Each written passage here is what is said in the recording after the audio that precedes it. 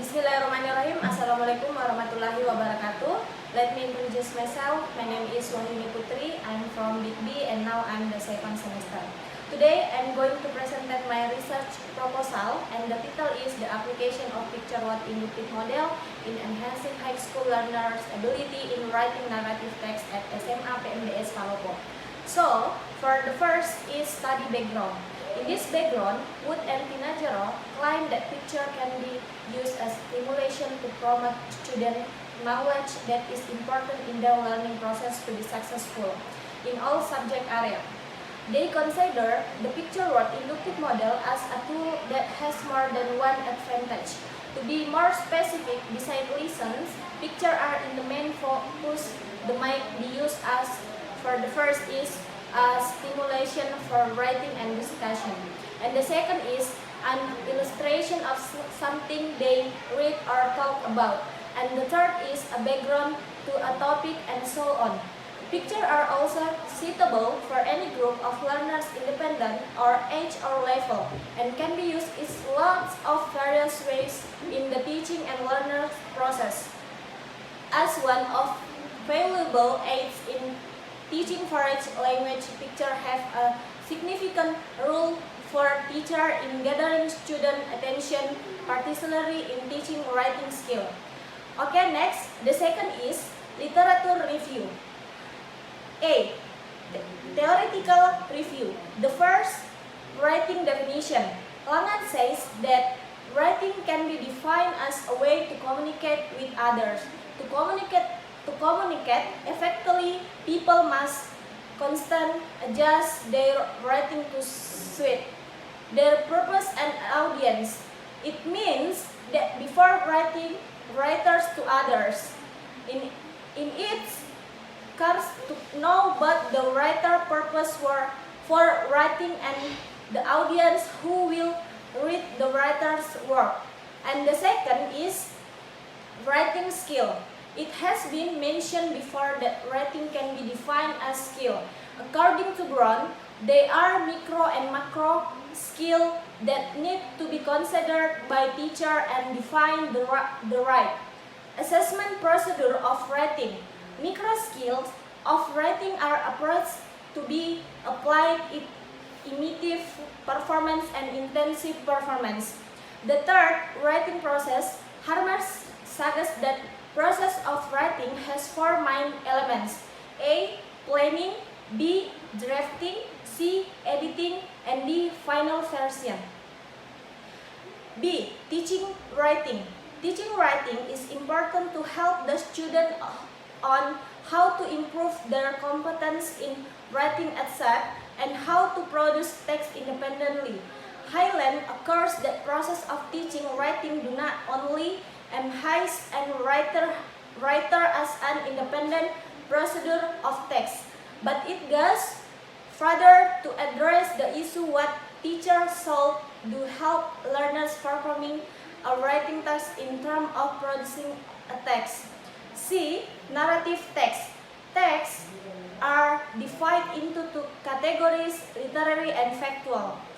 Narrative texts belong to literary texts as the texts are considered to appeal that readers' emotion and imagination.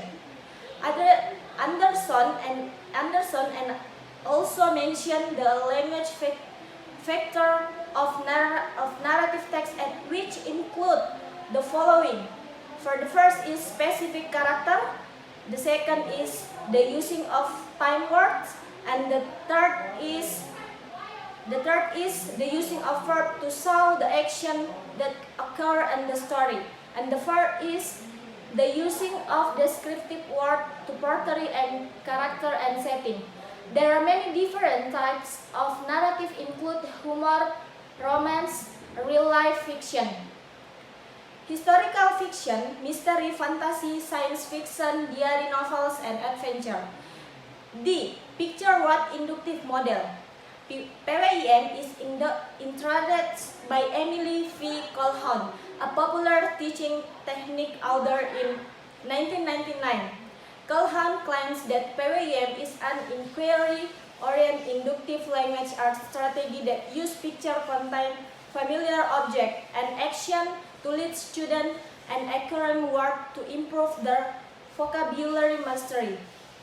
To discern phonetic and structure principle and to observe and analyze the third study of reading and writing. PWM use picture word chart as media.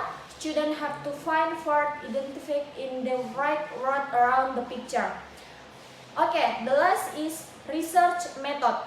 In order to know the use of picture word inductive model have effect on teaching descriptive text writing. The research conducted in experimental study, the design of the research in the pre-test and post-test non-equivalent group design. Betts and Kahn state that this design is often used in classroom. When experimental and control group are such as naturally assembled group and inter-class with might be similar.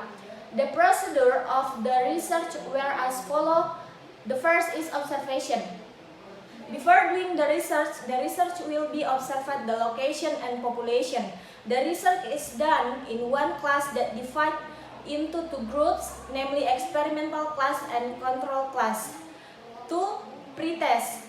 Before conducting the treatment, the research administer pre-test to the student both experimental group and group to know the high school learners' ability in writing narrative text. The pre-test was an easy test each which they write the story based on the given topic in 6 minutes. 3. Treatments. The research will be teach the high school learners about narrative text in the experimental and control group. The research will be both the group same materials but with different media. The experimental class was taught using PWM and the control class was taught using conventional method. And the last is post-test. The next step, the research administers the post-test to both experimental and control group. In the post-test, high school learners have to choose one of the 4 topics the research provides in 6 minutes. The result of the test is connected and compared to know the effectiveness of PWM on high school learners' ability in writing narrative text. I think that's all. And the last I say, Assalamualaikum warahmatullahi wabarakatuh.